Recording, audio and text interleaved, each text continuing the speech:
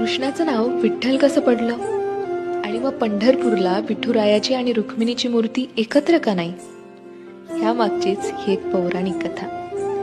कृष्ण निजला निवांत, आठवली त्याला राधा, राधेला केले जादूने जिवंत, जणू काय झाली त्याला प्रेमबाधा. समोरून आली रुक्मिणी, कृष्णासंग राधास पाहिली, डोळे झाले लाल लाल, म्हणे मी कृष्णा सोडून चालली.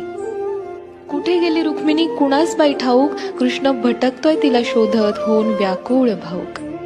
पोहोचला बाई कृष्ण शोधत तिरी चंद्रभागेच्या, अन रुक्मिणी दिसली दिंडी रवनात पंढरीच्या.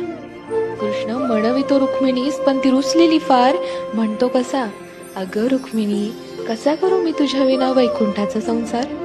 रुक्मिणी नाराज, त्यातच कृष्णास आठवे भक्त एक थोर, नाव त्याचे पुंडलिक, लय गुणाचं ते पोर. पुंडलिकाच्या घरी आली कृष्णाची गबाई स्वारी, पुंडलिक करीतो आई बापाची सेवा, ठेवून उभा विटेवर कृष्णाला धारी. वाट पाहता पाहता कृष्णाची मूर्ती राहिली, विटेमुळे विठ्ठल त्यासी प्रचती जाहली.